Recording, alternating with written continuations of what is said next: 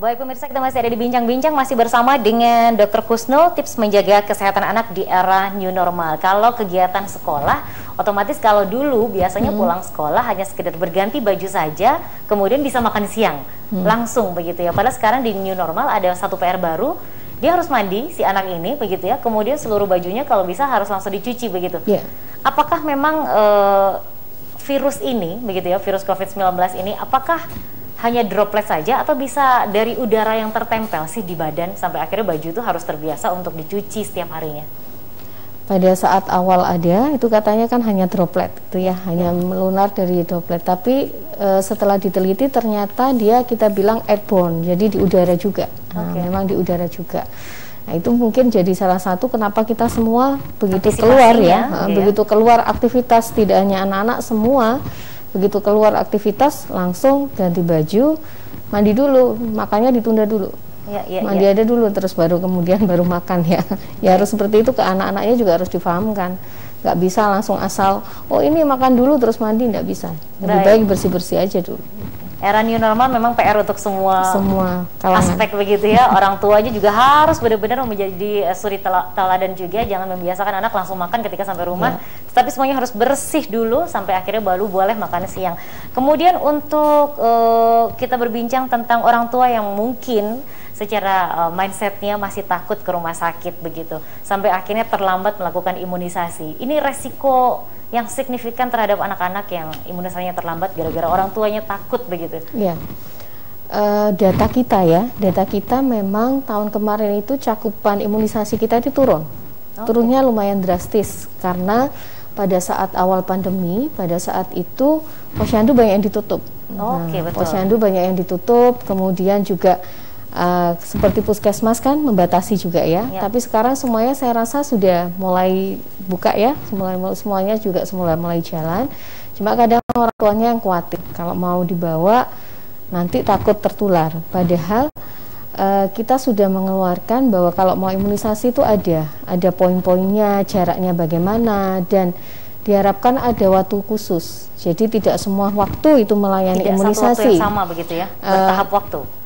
Di hari khusus imunisasi gitu ya. Ini hari khusus imunisasi, jadi tidak bercampur dengan yang lainnya. Nah, kalau kita terlambat, imunisasi ini yang ada sekarang itu kan untuk penyakit-penyakit yang bisa dicegah memang ya. Dulunya menyebabkan pandemi. Penyakit-penyakit yang sekarang diimunisasi dulunya menyebabkan pandemi seperti difteri. Difteri kan dulu kita pernah KLB ya, Jawa Timur itu juga. Kemudian dulu tetanus. Nah, kalau sekarang tidak diimunisasi, kita akan menciptakan KLB baru.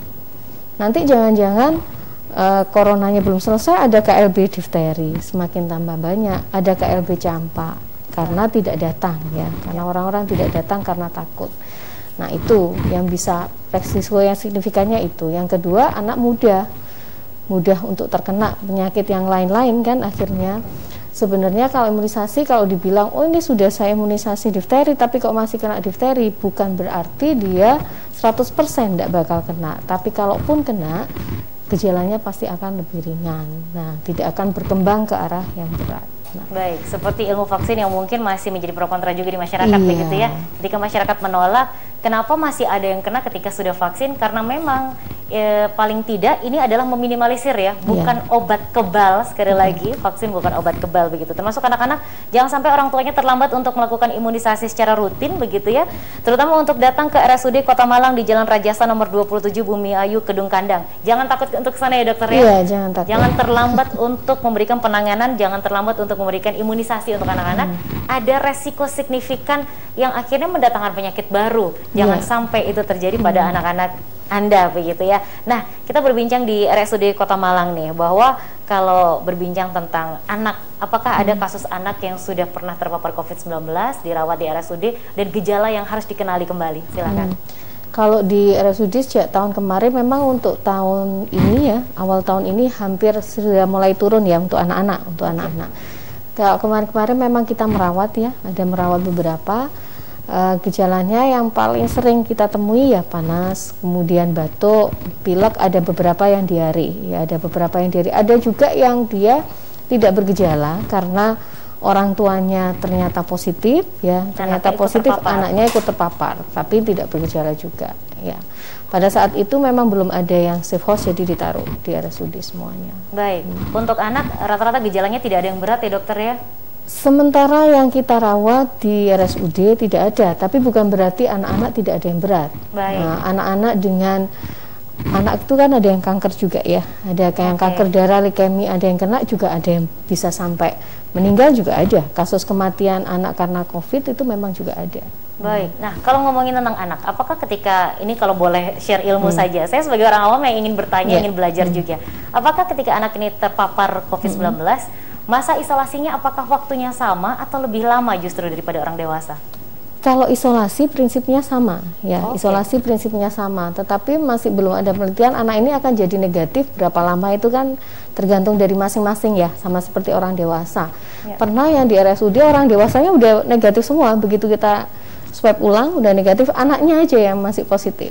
Nah, anaknya yang masih positif. Nah, itu jadi tidak ada. Kalau masalah isolasi sama, waktunya sama. Seharusnya sama, ya, 2 minggu, waktunya. Tetapi mungkin karena anak ini inisiatif untuk menyehatkan dirinya itu berbeda dengan orang dewasa, sehingga lebih lama begitu mungkin diantaranya.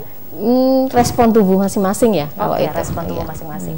Baik, kita kembali berbincang tentang menjaga kesehatan anak. Tipsnya ini banyak sekali di era new normal. Salah satunya harus rajin berolahraga. Terkait dari olahraga nih dok, kalau orang mungkin berbincang tentang olahraga, lebih baik olahraganya itu di luar. Nah, kalau di luar, outdoor, otomatis bertemu dengan orang. Apakah menggunakan masker ketika bertemu dengan kerumunan berolahraga bersama ini dianjurkan, atau seperti apa sih tentang pro kontra masker ini sendiri untuk anak yang mungkin diajak berolahraga?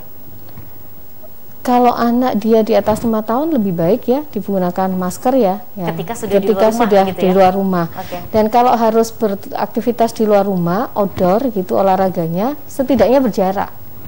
Harus setidaknya berjarak. Ya, setidaknya berjarak. Kadang-kadang anak dibawa ya, kan banyak taman-taman ini di Malang, banyak taman-taman dibawa main ke situ. Asalkan berjarak. Usahakan berjarak. Kalau terpaksa harus keluar, usahakan berjarak. Ya, usahakan berjarak. Karena itu potensi. Ya. Kalau sekolah di outdoor malah juga lebih bagus karena udaranya kan langsung ya. Kalau di dalam yang potensi sekali kan di dalam ruangan yang tertutup, nah itu banyak orang, nah itu juga bahaya. Baik, jangan sampai melupakan olahraga gara-gara pandemi akhirnya malas berolahraga ke tempat-tempat olahraga begitu ya. Anda bisa tetap berolahraga di rumah ya dok ya? Bisa. Kalau bosan boleh keluar rumah tetapi tetap berjarak dan tetap menggunakan masker begitu ya. Nah, olahraga ini juga menjadi salah satu kunci. Nah, kita kembali ngobrol tentang istirahat yang cukup. Apakah memang istirahat yang cukup untuk anak itu standarnya usia sekian sampai sekian, ada tidur siangnya, ada usia tertentu yang sudah tidak harus tidur siang, ini seperti apa sih sebenarnya istirahat yang cukup untuk anak? Total waktu ya, sebenarnya adalah total waktu. Jadi semakin dia menjelang dewasa itu pasti lebih sedikit. Contohnya kalau dari usia berapa dokter? Bayi itu 18 jam butuh waktu tidurnya. Bayi 18 jam. Kemudian ketika anak sudah masuk usia 2 tahunan tuh kira-kira dia butuh tidur 12 sampai 14 jam. Ya. Kemudian nanti semakin besar, dia katakanlah usia 5 tahunan itu sudah menurun kira-kira 10-11 jam. Nah, kalau sudah usia 12 tahun ke atas sekitar 8 sampai 9 jam. Jadi dari total itu aja. Apakah anak harus siang tidur? Tergantung dari malamnya tadi.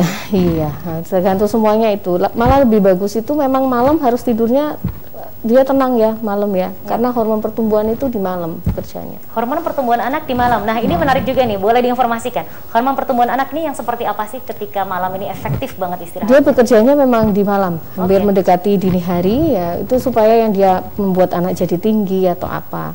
Yang tadi tentang pola makan yang saya bilang ya, kalau kita mau meningkatkan berat badan itu makan utama 3 kali. Nah, tiap 2 jam kita kasih, tapi bukan makan utama ya. Contohnya jam 6 kita kasih dia umpama susu atau snack. Jam 8 makan pagi katakan, jam 10 nanti juga snack. Jam 12 makan 2 jam gitu sampai jam 8. Jam 8 selesai. Nah, setelah itu kita harapkan anaknya tidur kan. Nah, tidur itu hormon pertumbuhannya itu di tengah malam sampai dini hari itu bekerja. Maksimal bekerjanya. Iya, akan bekerja maksimal. Berarti makan tidak cukup 3 kali sehari, tetapi per 2 jam sekali ada snack sehat juga ya? Untuk menaikkan berat badan. Untuk menaikkan berat badan. Yang tadi ada pertanyaan itu. Baik, kita akan segera kembali tentunya masih dibincang-bincang bersama dengan RSUD Kota Malang.